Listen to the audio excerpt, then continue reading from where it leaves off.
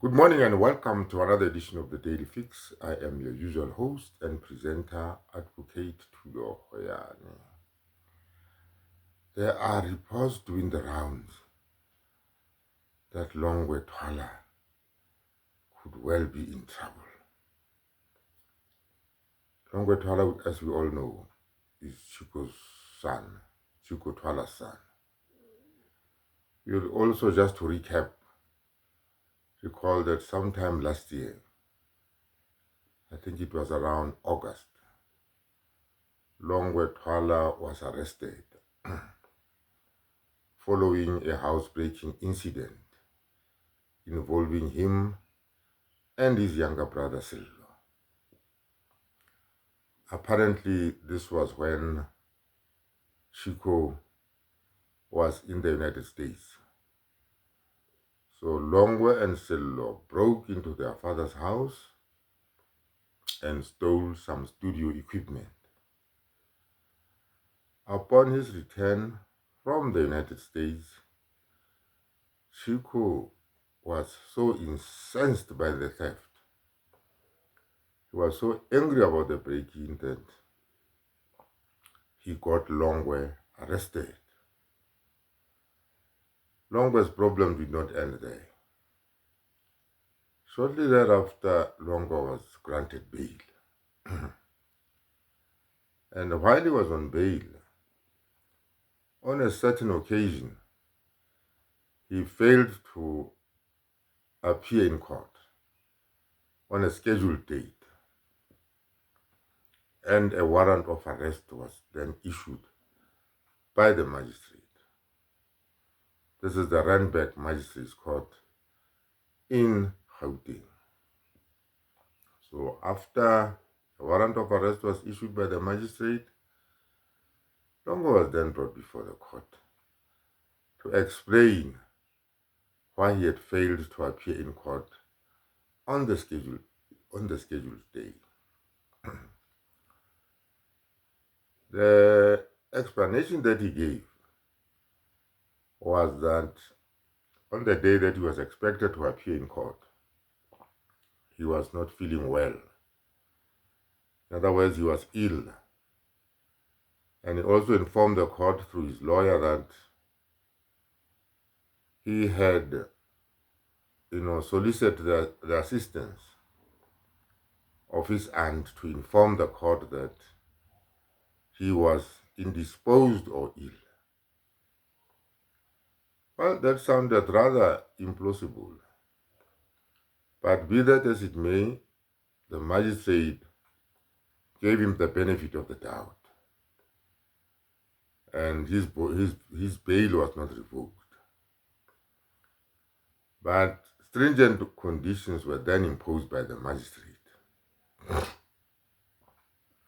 The most important conditions that were imposed by the magistrate was that he should stay away from drugs, and that he could be tested for drugs, any drugs apparently, substance forming drugs, illegal drugs, that he could be tested for drug use at any time randomly.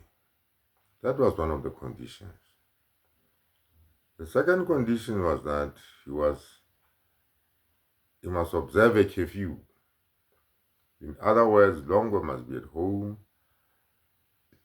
between the hours of 7 p.m. and 7 a.m. So for the purposes of this edition of the Daily Fix, we'll just look at these two conditions. Let us first of all look at the condition relating to drug use.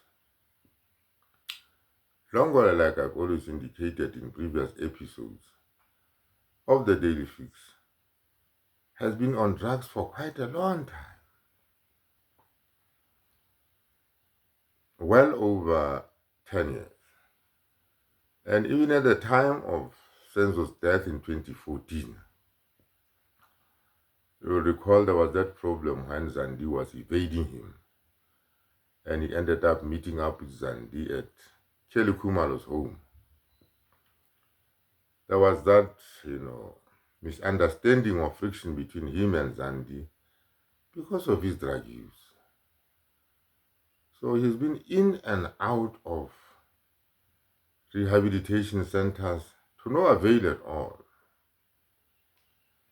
So this time around, it was quite a challenge, apparently, for Longwe to stay away from drugs. It would appear from reports also that he was admitted to a rehabilitation center, but then continued somehow to slip out of the rehabilitation center and went back to his drug taking. Recent reports also indicate that he also overdosed on drugs and was admitted to hospital. That is the first condition of the bail that he has violated.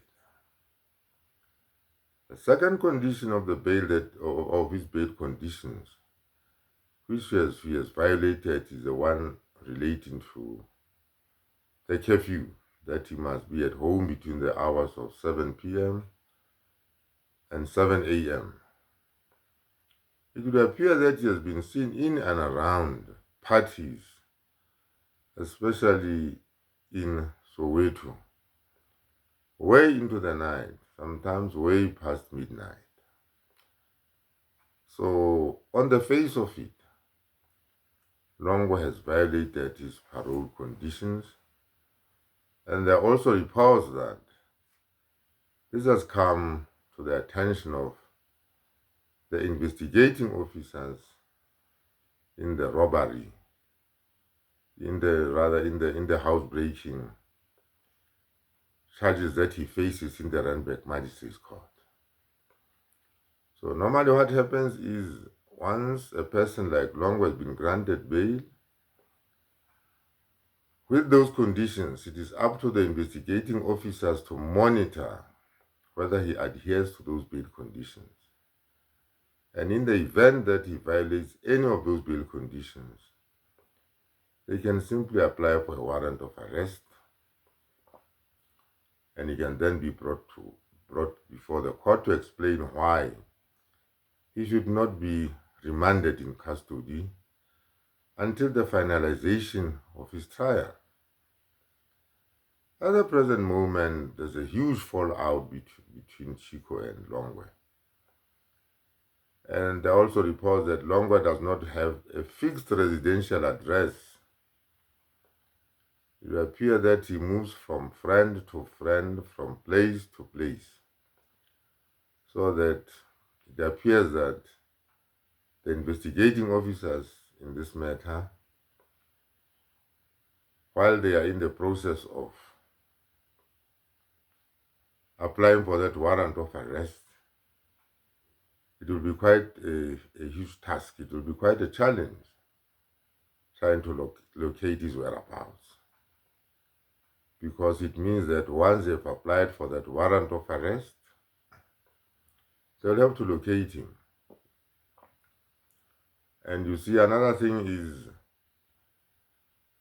a person will only be granted bail if his place of residence can be ascertained. In other words, a person must have a fixed address. If you don't have a fixed address, chances are you can easily evade the law, and it then becomes very difficult to locate you. So at the moment, he's moving from place to place in and around Gauteng. Sometimes he's seen in Limpopo, but most of the time it appears that he's seen in and around the Gauteng province. So that is what I have for you this morning. We'll see how the whole thing pans out. And in the event that the warrant of arrest is executed,